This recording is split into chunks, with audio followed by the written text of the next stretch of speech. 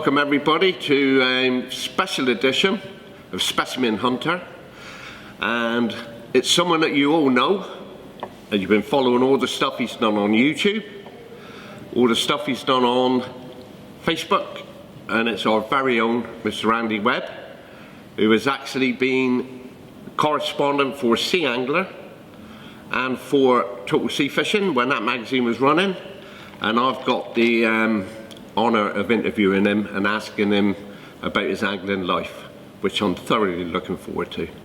I'm so pleased to be sat here with you, honestly. I am. With a nice pint, yeah, lovely, mate, lovely. I am. Cheers. I'm over the moon, mate. Cheers. I've got a chance to sit down with you and chat now. Which I must admit, we don't get to do a lot.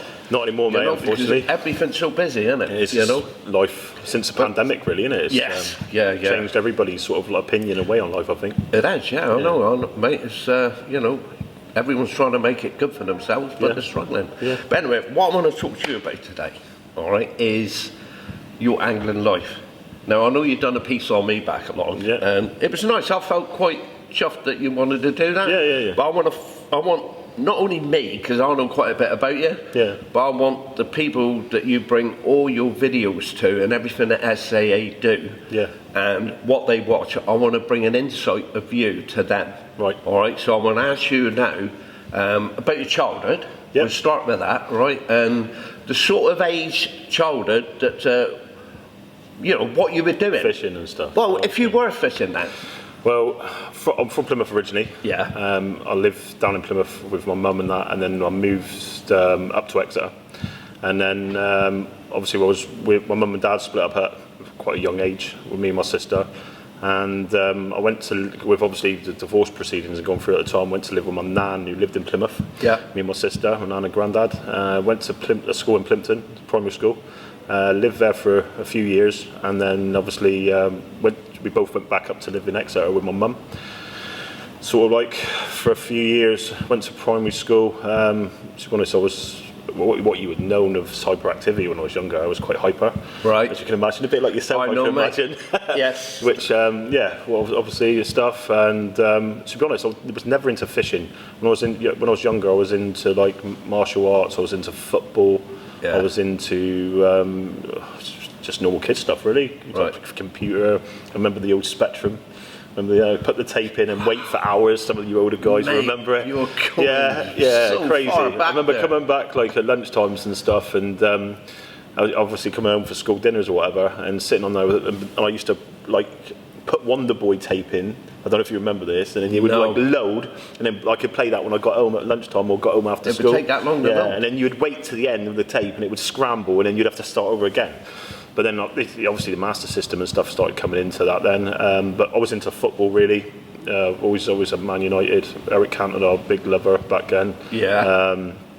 And football, basketball, I used to like. Is that your teenage years you're talking about? I grew up back into like when I was like when you were 8 and 9, something like that. Between the age of like 9, 10, 11, I would say. So just say from the age of 10 to 16, what was your main hobby there then? Well, because obviously as you grow up, your tastes and hobbies change, don't they, as you get older? Yeah, to be honest, I played basketball, played football. So it's always sports, then, man? No, not really. No? Girls, chasing girls. Chasing girls, spend the time with my mates, obviously doing what normal teenage do, is going out and spending a lot of time outside with groups and, you know what I mean, chasing girls, going to the fair, just being a normal youngster, really. Did you have a job when you were younger, earn pocket money? Or? I didn't do very well in school, to be fair. I got kicked out of school when I was about 15. And I went to move over with my dad in Germany, and that's when I got into building, to be fair. I was working in Germany at the age of 15 on the building sites, and that was being a brickie. Labouring. My dad was a bricklayer, and to be honest, he actually taught you the trade, it was didn't a fantastic experience in Germany. I mean, lovely country, very clean, and to be honest, back then I was only 15, but I was obviously working with the guys in their 20s and 30s and stuff like that. Obviously going out in Germany drinking and. So that was an opportunity created by your dad then. It was a fantastic experience. And He's still did there. You start learning it, actually learning the trade then? Yeah, when I come back over, I come back over and I obviously was earning a lot of money back then. I mean, I was getting paid about 30 Deutschmarks an hour. It's about £15 an hour. Yeah, you're going back into like the late 90s, which was a lot of money. Yeah. And I remember coming back with a few £1,000 and £50 notes, and which I saved when I was over there. But it's sort of like going over there, and obviously I was only young, and I was going out going out drinking and stuff like that in Nuremberg in Germany, and obviously mixing with like bricklayers and stuff like that. Me, obviously the pub scene really, but I started getting into like designer clothes, Marley jeans and Calvin Klein, which was big back then. Because you could afford to buy it. Because I could afford to it, yeah. And I come back from back to England then, and obviously I just come back. I missed England. You know what I mean? When I was at the time, it was not just that. Everything's German over there. I didn't speak German. I used to go to like the English shops and buy like Braveheart. I remember paying like 50 Deutschmarks for Braveheart, which was like 25 quid at the time. There's a lot of money in it, but like the cheeses and hams and that. You know, I mean, if English food, we used to go to the English shop and buy all that. But my love for England, and as soon as I couldn't wait to get home, really. So what age, when you came back, what age did you move back here? I was 16. And what was your... 16. What was your goal when you come back? I come back and I started an apprenticeship, bricklaying in Plimpton Skill Centre. I would say you were ahead of the game on that then. Oh yeah, obviously. I knew what to do and stuff like that. And to be fair, I didn't carry my bricklaying apprenticeship on at the time because back then the guys I was working with, obviously we were labouring, as you would know. Back then, labour was a big part. And I only used to get to lay bricks on blocks on a Friday. I did it myself, mate. Yeah, and the guys I was working with, we were labouring, they were getting paid 250 quid, 300 quid sometimes for labouring for the week, and I was like getting nothing, like 60 quid a week. And I remember the guy saying, I was moaning a bit at the time, saying, look, hang on a minute, I'm doing exactly the same job. And he said to me, well, you hang your tools up and you come labouring then. And that's what I did. I just wanted quick money. Good. And obviously I knew what I was doing, and obviously bricklaying wise, but I didn't really get back into that until I was in my 20s. Yeah. And I obviously done groundworks. I've done a lot of different works over the years, like when I was younger. How long was your apprenticeship? In the trades. I didn't finish my apprenticeship back then, but when I went back and done it, I'd done it over 2 years. Right. And when I went back into the 20s was later on, but back then it was just obviously when I always liked my clothes. I've always liked to be honest, fishing come in 15 I think was the first time I sort of like went fishing. But I don't want to ask you about fishing just yet. No. What I want to know, because I know how good a bricklayer you are, I've seen you build extensions. Yeah. I've seen you read the plans and do it all on your own. All right, so now what I want to find out is how long it took you to take on that work on your own. It took me, obviously, with the general aspect of building, it took me a few years. Obviously, you learn, you're going on. I think the good thing what I had about it as well was the mixture of obviously doing the labour and stuff, and then going into groundworks and stuff like that. So the general aspect of foundations and all that. And did you build up your contacts over that as well? Yeah, you would do as you would do with anything really. Obviously, I worked with a few of my dad's mates in Exeter when I come back. I've worked with guys in Plymouth and stuff like that. And over the years I've sort of learned to do a bit of everything. Plastering, you just pick it up, don't you? Yeah. And it's one of those things. I think as you get older, especially, you get better with that. Right. Obviously now, obviously, I own my own business building company with my partner, and we're doing great. I know that for a fact anyway. But the bit that they all want to know, mate, is when you started fishing. Right, so fishing. So think about it, how you got into it.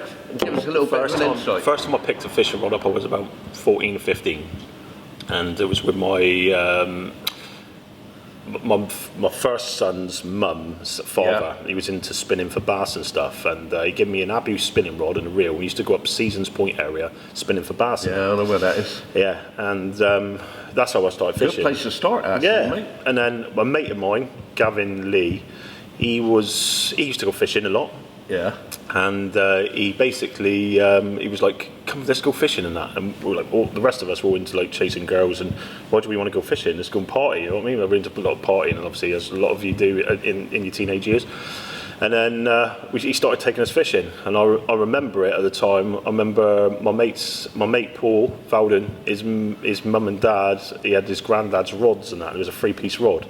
And we used to go out using all his granddad's gear and stuff. And to be honest, fishing places like Tamar Bridge, underneath the Tamar Bridge. We used to walk from Whitley through to Ernie Settle all the back way to get down there. I remember one night, obviously, to be fair, not seriously, I remember putting bells on the tip. And obviously just sitting there, just drinking Jack Daniels and We all had cups them of little tea. Yeah, I know. we all had them It was gadgets more when we about were younger. more about obviously the fun sort of side of fishing. I think it wasn't serious. It was something to do while you were obviously just get out of the house and that, wasn't it? But then I started going places like B-Sands, Slapton, just like fishing, and I think one of the best fish I had at the time, I didn't even know what it was off Fisherman's Nose. Get on, yeah. And I went down, we went out the night before with ragworm, and I'd leftovers. I said to my mate Chris, I said, let's go down there. So I went over, and I cast out, and the first sort of cast I went out with my motor plier, I blew the motor plier up. I got on that 6.5 Abu. There was a guy on the other side of the car park, and I said, I'm getting fed up with this. And he said, what is it? And I said, a 6.5 Abu. And he said, oh, do you want to swap it? And I said, oh yeah, what for? And he had Dower Sandstorm, remember them? Yeah, I do. No, Yeah. Moonraker. Oh, the Moonraker. I had one of those. Moonraker. So I'll give you this rod for it. That was one of my first rods I had. I was getting, do you remember Mark at St. Budo? Fishing shop, Mark. In the shop, yeah. Yeah. So I used to go over there and get my gear. Mark Horton. I can't remember, I know it was Mark Mark. Horton. I used to go in and he used to pick up like a 30 quid, 40 quid setup of rod and reel Shakespeare. And it was like, that was like the first proper rod I got. My mate was using like the Abu Conalong, which was a good rod at the time. And anyway, go back, mate, you give me this rod. So I put a fixed ball on it, cast out. And I never had no spare leads. So I thought, how can I do this? So I'd left over batteries. So basically what I'd done is I tied on the bead bag, put the batteries in it, literally hooked it onto the bottom of the thing with an ever weight, right? Elasticated it on, not knowing what we're doing, just fired it out. Fired it out about literally nothing, sat there. And we were sitting in the back of my mate's car, like looking out, starting to rain and stuff. And I remember there was a guy on the side, garfish fishing. And my rod tip started going over, and I had a tub gurnard over £4. Wow. Don't know how big it was, exactly weighed, but it was massive. Mate, as I put it back, because we didn't know where it was, my mate used to work on the trawlers, and he said, that's massive, isn't it? Expensive He said to me, no, we get a massive on the boat. And obviously he didn't know either, but I put it back in the water. As I put it back in the water, mate, he's shouting. He said, what was that? He said, that was huge. When I said it was well over £4, wasn't it? He said, yeah. He said, that would have been a winner of a competition. You in Clive's competition? I said, no, I'm not. No. Right. He said, that was a beast. Why put it back? I obviously didn't know, did I? No. But nice fish to eat, mate. Yeah, they are Very nice fish nice to eat. But yeah, that was sort of like, we didn't really know what we were doing, did we? We were just like going out and just enjoying fishing. And then, to be honest, from my years after that, I sort of like had a bit of a difficulty life in Plymouth at the time, as a lot of us do, and stuff. And I ended up moving up to Exeter when I was 20, I think. Yeah. And to be honest, I left the whole of my life in Plymouth at the time. Moved up to Exeter. And started a new life, really. Obviously, my relationship I was in at the moment. Isn't it? Yeah, it was, and I think it was one of the best things I'd done in my life was moving away from Plymouth at the time. And to be honest, I wasn't obviously fishing or nothing at the time with it when I first moved up to Exeter. And I started obviously going back in doing my bricklaying apprenticeship, and obviously getting my head down in work. I met my ex-wife. We had two beautiful children, Summer and Cody. Yeah. And both met. Yeah. Well, to be honest, even like first into I don't know, but just before I met you, really. Yeah. Just going out, obviously drinking after works and that, obviously, doing stuff like that. Really, just a normal bloke thing. So what sort of turned you around to get in depth into fishing like you did? Because it sort of came like that, didn't it? If I'm truthful with the lifestyle I was leading, I mean, I was obviously just. You had to change. I had to change. I had to change my lifestyle, and I was going out all the time with my mates and that, and something I had to give. I had a family in that as well, and everyone was saying to me, "You need to find something like hobby." And I was like, "Well, I used to go fishing when I was younger." And my stepson at the time, Scott. Which you met, Scott Mills. I know Scott well. He used to do a lot of carp fishing, and obviously my ex-wife was 10 years older than me, so I think I was about 20 odd, and she was obviously in her 30s, and Scott was 17. So obviously our age difference was quite close, really. It was more like a mate, really. We kind of turned into best friends. And he used to go into carp fishing and stuff, and he was going, let's go carp fishing. I said, no way, I ain't going carp fishing. I'm taking you sea fishing. And I'll never forget it. We started getting the rod. I bought a rod and a reel. I bought a PPT pen sidewinder. Yeah, the PPT. Yeah. Sidewinder. So I had a PPT sidewinder the first off. Designed by Neil McCullough. Yeah, 525 mag. And I had my setup sorted, and he had a rod and reel, what he got as well. Yeah. We went down to Jacob's Ladder on the first time we went fishing. Out, obviously, the thing went down there, and to to be fair, it was a good night. But we literally got there. There was a bit of a surf, and I cast my first rod out, and he cast his rod out. And as I was sorting out my next rigs and that, he said, "I've got a bite. I've got a bite." And I was like, "No, you haven't. You've just cast it out." He goes, "Yeah, got a bite." And as I turned around, all I see was this big wet ray wing, and he had caught on the sand and squid a small-eyed ray. It was probably double figures. So he's put it right on its nose. The thing, I couldn't believe it. It was in the trough, literally. And I was like, "No way!" We never caught a ray at that time. Yeah, you know what I mean. And it was. He was over the moon. I rang my mate Gavin. I was like, "Guess what he's had?" And he was like, "No way." And it's like, "Yeah." So we started going down there a lot. But to be honest, I never really took it seriously with the fishing at the time with that, because like we used to go down there and we'd spend the night. We'd say to the missus, we're going down to like go fishing, and we'd put the gear in the car and we go on the beer in Sidmouth. Right, I'm with you. Yeah, so we'd leave that again and then we'd go back and sleep in the car, get up the next morning, do a bit of fishing, and then drive home when you're sobered up in the afternoon. But to be honest, in my younger years, fishing, it was more like going out and just like social. All right, so when you were like that with Scotland, what came first, Line Junkies or 360? And what prompted that? Southwest 360 was, to be honest, we wanted to sort of like do a club and get more to get-togethers and have little comps and stuff like more.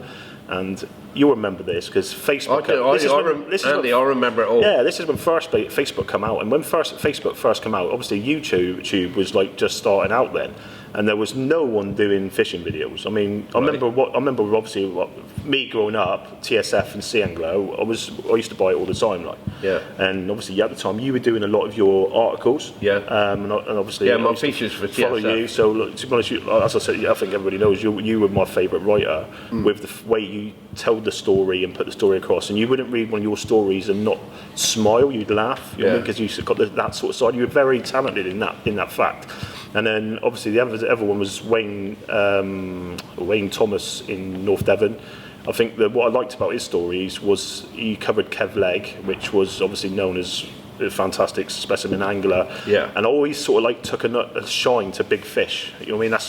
That's all of us want. That's in the days with the fishing, isn't it? We all want big fish. Yeah. And Steve Gregory, bless him, a big admirer of him for years, which I eventually obviously got to meet with you guys later on in my life at Bridlington. Yeah. And it was that really with the magazines and stuff. And then we started. When you started writing for the mag, if you don't mind me stopping you a minute, when you started writing for TSF, right? I know we had a lot of dialogue between us, didn't we, when you started doing it? Because I was still doing stuff for them. Did you have like anyone that you sort of looked up to? Yeah, obviously. I think when I was doing the TSF, for what I learned from my photographer, I never had no photography background or nothing like that. Yeah, when I started doing it, well, mate. Yeah, obviously, that's because I never had no choice. Yeah, I know you had to do it, but didn't you? when you're going back to like the 360 at the time, with the videos and stuff, I remember like we used to take photos. And I used to use a movie maker. Yeah. And we used to put a string of photos together, and we put like Darren Styles or like rave tracks over the top of them. Yeah. And we'd upload them to like YouTube, and we were getting stupid amount of views. Yeah. Like stupid amount of views, and people were like, "Can you show us how to?" And it ended up. You clicked on really quick to that. Yeah, there's no one doing it, but you would do. The only thing you really had was, and I used to love that Emery Gilby when I was younger. I used to love watching Emery Gilby. I mean, he was very similar to you. He, obviously, it wasn't massive fish what Henry was catching, but it was the only fishing sort of stuff you got to see. There's a lot of knowledge. And it was like marks around, and obviously he was fishing with like good anglers, which I never knew of at the time until later on, like Rob York and stuff like that. Yeah. But it was just the fishing and being able to sit there and watch it, and it come into an addiction really in my life, where all I was doing is obviously wanting to go fishing and stuff, which was good because it took me away from going out drinking and obviously the other sort of side of my life. And obviously I remember the two videos you done down at one was at Minehead. Yeah, one was at Minehead. The other one was down in Cornwall, which I bought through. You can say so wherever everyone knows. That's now. They all know now. Which I bought through TSF at the time, and it was. If I wasn't watching fishing, I was doing fishing, or was becoming like that. So that basically became your main hobby. And then I remember with the 360, I remember someone sending a message into the page. We had a Facebook page, and then we had the videos. And the only other people after that started doing the similar sort of stuff to us was and this was later on, was the Norfolk lads. Yeah, And they the Norfolk Beach Buddies. But Run by Mark I think Hudson. with the 360 stuff at the time, obviously that's how I got talking to you, where obviously because of what we were doing online. But I remember someone messaging into the page saying, "Can you show me how to do a pulley rig on camera?" And the camera at the time, guys, were nothing like we were using now. Yeah. Like the video, like instant. I know, thing. mate, yeah. I used to have to connect the camera to the computer, not the card, Yeah. and then load it onto the computer, then load it onto obviously the editing, and then load it onto YouTube, which took 8 hours. It did take hours. And yeah, I remember standing on Lady Bay fishing, and they were all talking about rigs, and everyone was like, not even thinking I could do it. So we're getting Shane doing it, we're getting Lee doing it, getting Scott doing it. And they were all messing up the takes, saying, "I can't do this, I can't do this." And then everyone said, Shane looked up and said, "Get Webby to do it." And then they were all like laughing, joking, "Webby can't do that, he swears too much." and then I was like, "Oh, give it here." And then I said, "Right, ladies and gentlemen, this is a pulley rig, so I'm doing a pulley rig." And I literally banged it out, and they were like, "No way." We put it on there, and the viewing was just mental, you know what I mean? But for me, the things I watched, and like the way like the aspects of what I had for fishing, the people I looked up to in fishing, that sort of gave me the key to what I wanted to do. Yeah. And what was that? Yeah, well, basically, because obviously doing Are the we film talking and stuff, changing a big fish now? yeah, I mean, not just that. I wanted to. My presenting, like for my presenting, if you got to look at things and have like an aspect of what you want to do, and for that sort of side of it, I would have took a lot of what because you're very good in the camera, so you've got to learn off people around you, and you got a certain way of you when you talk to the camera, you bring people in. And you've got to try and have that when you're doing the filming. So you're learning off of different people around you, which were a big aspiration in my life.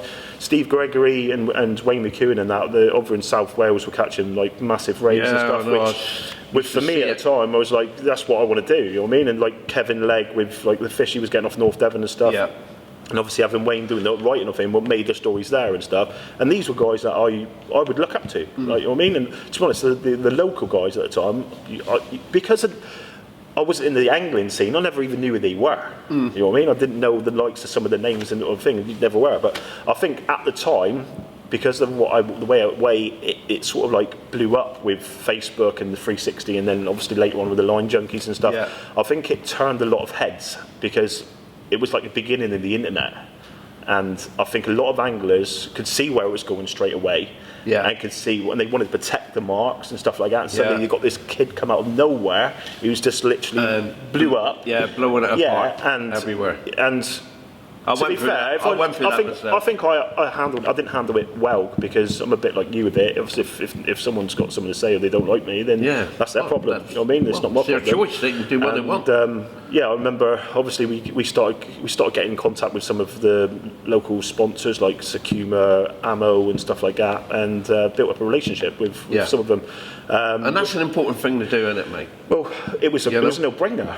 It was obviously you're doing what you're doing. You need to bring need to bring some kind of funding and stuff in, and obviously with Ammo, that was the main thing. Then everything was Ammo. I created a team Ammo basically through Ian and Michelle down at Ammo. I know that. To be honest, I feel a little bit the way that all ended. I feel a little bit guilty in a way for myself because I could have handled the situation differently. The only trouble is I'm very hot-headed, as a lot of people know. And back then, I think as the years go on, right, your hot-headedness is becoming more level-headed. I don't know about that because I think you're starting to think a lot now before you react, which is the right way to go about it.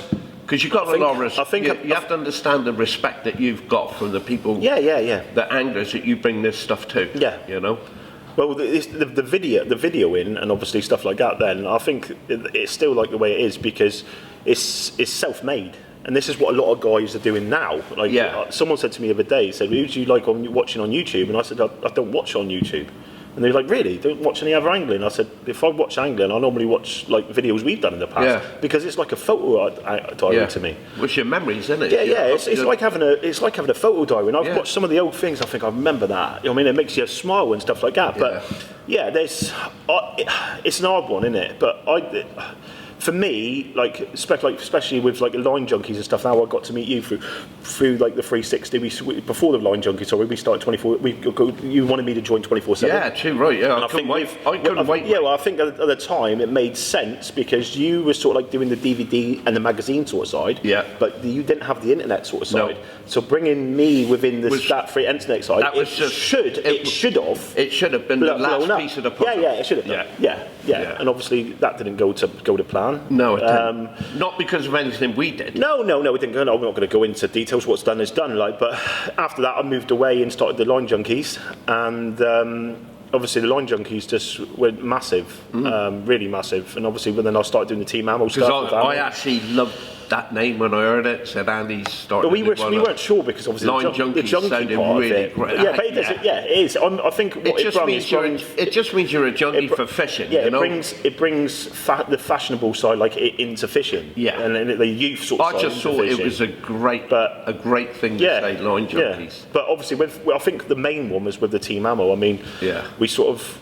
One thing I learned from you, and I remember you telling me at the time, was image is everything, and especially one thing of the 24/7 when at the time you guys were all bright tops on and stuff like that. Yeah. And I remember you saying to me, if you go to a beach and there's guys sat there with like obviously just normal fishing gear clothes on, and then suddenly there's a group of guys to the left, all in bright red with Ziplex rods and stuff, and you want to ask a question, where are you going to go to? And you would automatically look and you would go to the red with the Ziplex rods and that because of the image of it.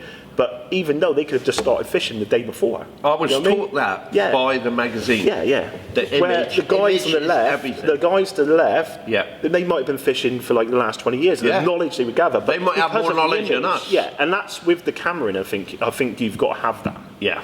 And I think, but with the Team Ammo, exactly what we've done. We got the image there straight away, and I think it just blew up. I mean, I remember that Dirty Squid, the views. You were the first guy doing that. I remember speaking to Ian Ammo, and he said, "We got this new squid in. We need you to obviously do something with it." And we'd done a video, the tackle test for the thing, and it went mental. Yeah. I mean, the Dirty Squid went out everywhere. Because I remember on the internet then. There was lots of questions. What is Dirty Squid? What's Dirty Squid? But it's unwashed squid. Yeah, that's what it was. I mean? And it's a really good bait. When you first started using it was normal squid was white. This stuff was like brown, mocking that. You got the channel, and it was smashing it. Everybody was using it. And everybody wanted back then, obviously, my job was fishing. Yeah, that's what I'd done for fishing. I didn't go building. I was getting paid with the money what I was using to go fishing from thing, and that's what we're done. I think that's what upset a lot of people. Why? Because of that, it's a bit. You know what I mean? It's at the end of the day, why would it upset them? Because you took an opportunity and turned it into something that you enjoyed. Yeah, I know. But with the way it was going, probably in hindsight, I didn't deserve to be doing that role. There could have been other anglers, and it was only the fact of the way the internet started and blew up. And a lot of people thought, which were jealous about the idea, because the amount of grief I used to get on the internet was unreal. But the trouble is, I could have handled it a lot differently. As I'll go through the main as it all ended, and one day, Ian at Ammo, he asked me he had the new mini mackerel coming out, really small, and he said, "Can you go out and do this thing on the mini mackerel?" I said, "Yeah, no worries." And it was February, and I thought to myself, "Do you know what? February, blondes, sale worthy." I said, "We're going to go up there." So we got up there, and we used to fish it over high water, and we fished this mark. I've done this on video before, but used to fish this mark many times. We had a tent buried there underneath the rocks and that. You used to sleep underneath the cliff, never had no issues at all. And we got there and walked down onto the beach, and there was a load of anglers, which I know now as being good, very good, well-known specimen anglers. I won't go into names and stuff anyway. Right. And we went right past them to the other end of the beach, and as they started to move off and walk away, and obviously leave on a sail wherever you're going back the way you should if you had fished a tide. We moved back a beach to fish it over high water. All right, no one said nothing otherwise. Never spoke to them. Obviously, we walked right past them and fished. And that evening, unfortunately, over the top of the tide, it being cold night, probably not in our edge, we shouldn't have been there with the frost and the stuff like that. Okay. As we were on the rock at like 2 o'clock in the morning, the cliff started coming down beyond us. And you know how big those cliffs are, you fished it. Yeah, and we're underneath, it stood in water at one point thinking, what are we going to do? We're going to have to film the RNLI. Yeah. So we had to make the decision to get out there. We filmed the RNLI. They come straight around from Minehead, picked us up. No one got hurt. Thanks them, obviously, and all the stuff like that. In my eyes, you've done exactly the right thing. Well, the next day it came up in the paper, and not on the news, but on the local paper. And then obviously this is a day with like World Sea Fishing Forum, and it absolutely went mental. Yeah. I basically give these people the fuel they needed to do, and what I should have done was be quiet. But you didn't. Yeah, Did you? thing up. And I did. I apologised on the internet and said, "Well, this is what happened. This thing like that." You explained the situation. The World Sea Fishing Forum. It was the single biggest ever post of commenting and that interact on there at the time. And it was massive, and everyone was saying to me, "Don't read it. Don't go on there." And you got loads of people what was obviously slating me. Yeah. And there was a fact of what was said where someone was supposed to have told us that they said something to us. No one said nothing to us. So me being me, I went on there and basically put my point across and said, look, this is what happened. No one told us nothing. You know what I mean, unless you were there. And it just went mad. Well, I think Ammo in the end, to cut a long story short, I should have just sat there and had more respect for the guys I was working for and stuff, and just kept my mouth shut. But I think young and foolish at the time, and obviously the sponsorship sadly ended. I phoned Ian up afterwards and I've apologised and spoke to him on Facebook. I didn't actually phone, sorry. I messaged on Facebook a few years later because it's one of the things I look back and I think to myself now that I should have handled it differently.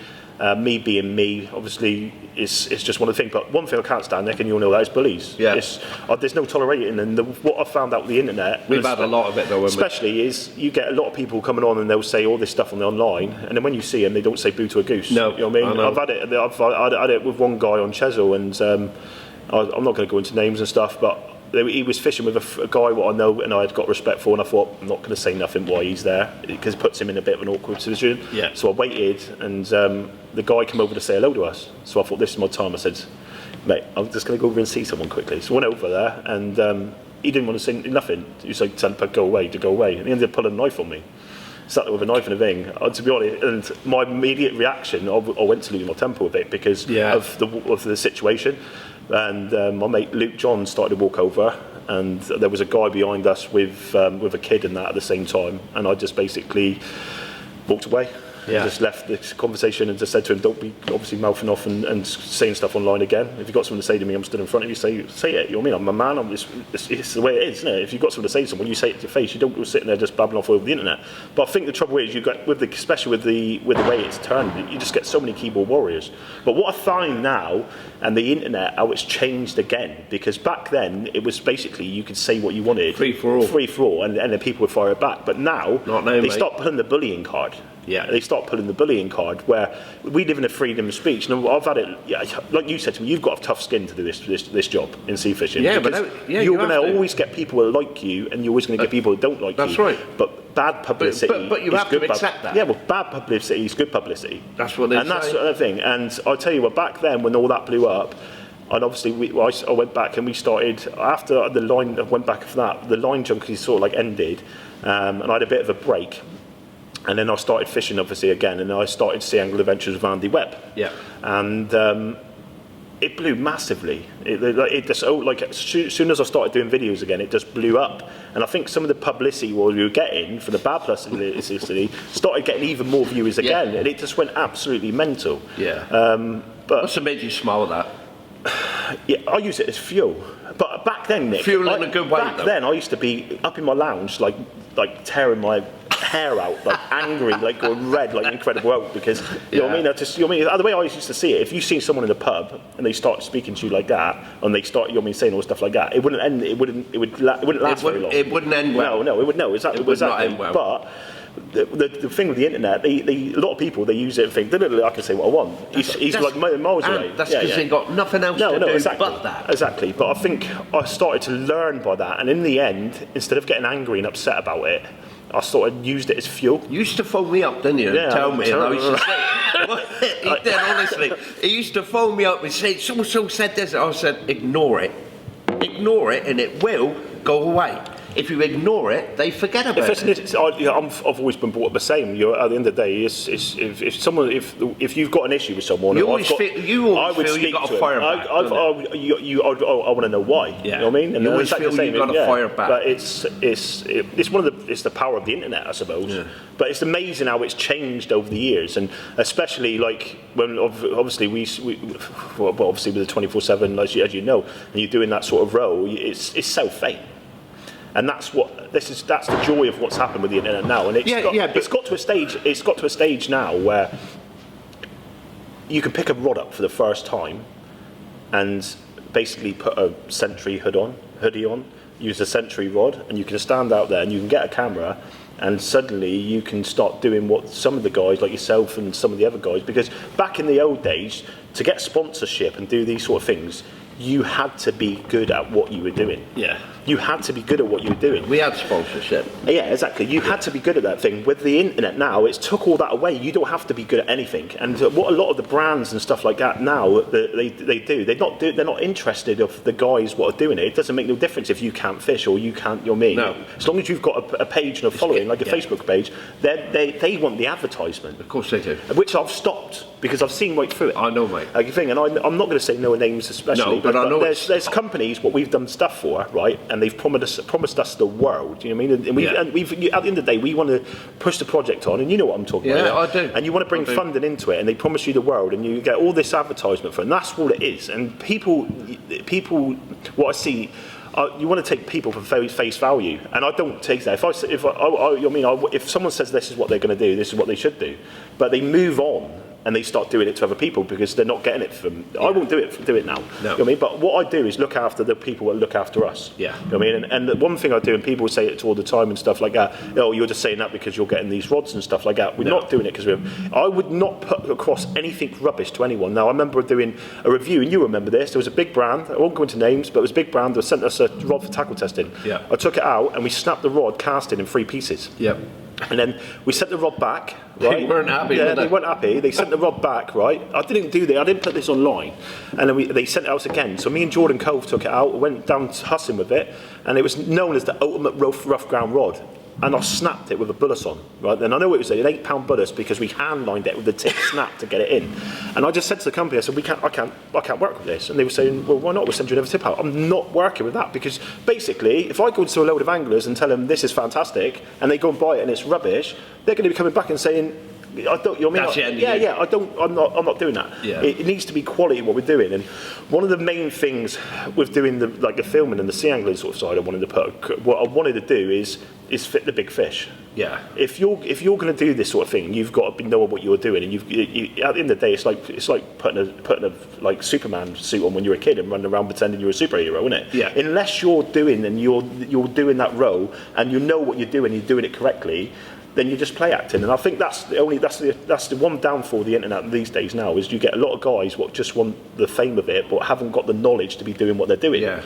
And I see it all the time. There's one person, I won't go into names now. No, good, I'm glad you're not. No, I'm not going to because I'm not here to slag people. There's no need to. No, but you can't tie you can't tie a shock leader knot, right? Yeah. He gets his mate to tie a shock leader knot for him, but he's on the internet getting sponsored by ambassadors of the brands and that, right? And perform this, but if you can't tie a shock leader knot, right, you shouldn't be fishing.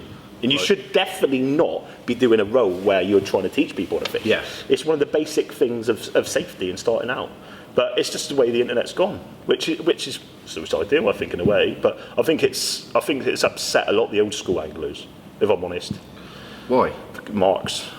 That's the only downfall. Years ago, like when we done your talk the other day, you were talking about obviously what you remember of a club. And you asked him about a mark, he wouldn't tell you. That was a nightmare. And I think in a way it's killed a lot of the fishing. I think that's why we started our own club, me and Steve. Because of that. Yeah. And I thought I would not hesitate. I've always tried to help people. I wouldn't necessarily tell everybody the marks. No. But it's just the trouble is the sea fishing in the last 20 years it's gone massive and people have started to take it to the sport. Yeah. They have started to take to the sport, and I think obviously with the power of the internet now, a lot of people aren't going fishing. So when we were younger, we'd go out fishing. You wouldn't know if anybody caught there the night before or the night before. No. Because you wouldn't have the internet to see it. And what people are doing now, they're waiting to see the catch reports and then fish chasing, and they go and fish chasing, and it takes out the hard work, and it takes out. I couldn't do with that because. Like when we were growing up, like a lot of the old school marks and stuff like what I fish now, some of the specimen marks and stuff like that, I didn't even know about, right? And you hear a name and stuff like that, or you look on the rocks and stuff like that. You see a certain area, and you think, I want these fish. And like going back then, small-eyed rays was something that I loved, and I sort of like found the marks of small-eyed rays and like people aren't stupid. People know where they are around our area and stuff like that. You know, I mean, it's fishing the same marks, but was one difference. Why I'm getting the fish and other people weren't, because I was putting the time into it. Yeah. You know what I mean? People would say, "Oh, Webby's had another spoolite or whatever like that this week." You know what I mean? But I've done 4 or 5 trips that week to get that fish out. It's not the case of getting them every single trip. I was fishing every day, Nick. I mean, my marriage at the time, it's one of the reasons, I don't know if it's the only reason, but it's one of the reasons, is my fishing, because I was fishing every day. It turned in, if I wasn't fishing, I was reading fishing. If I wasn't fishing, I was editing fishing. Fishing was my life, and it was something that, like on Sundays, I'd go for the walk with the missus, and they'd go for the walk through the top of the kids, and I'd go in up and down cliff faces looking for marks, you know what I mean? And they're like, what? But it's just sad, really, and I do look at it now, where if I could go back, would I change some of that? Not necessarily the fact of like relationships and stuff, but more so for my kids. Yeah. Because like a lot of lost time. Like my oldest son now is 21, Jamie, and for the last God knows how many years, I've not been there. Yeah. I mean, the same with Cody and stuff. Cody's 16 now, but you look back and you think to yourself, where's all the like years and memories gone and stuff like that? And I remember, I won't say the person's name, but many years ago I had a conversation with you. I went to do an article on a certain top specimen angler, and he said to me, there's only one thing you need to learn about me. He said, it's all about fishing. He said, I never got married and never had kids. Okay. He said, I never got married, never had kids, because I knew they'd get in the way of my fishing. And at the time when someone said that to me, I thought, it's quite selfish, you know what I mean? And I remember saying to you, and you said the same thing, it's a bit like that's selfish. And I look back now and I think to myself, it's one of the best things someone could have ever said to me. And I should have took that on board at the time, because the guy was completely right. If you carry on and lead your lifestyle and you want to fish and you want to catch these type of fish and take your fishing to that ultimate level, you've got to make sacrifices. And if you do that where you've got kids and stuff like that, it's unfair. You know what I mean? And I think I've learned that in the last couple of years now. Yeah. And I mean, we'll go into obviously some of that in a minute, but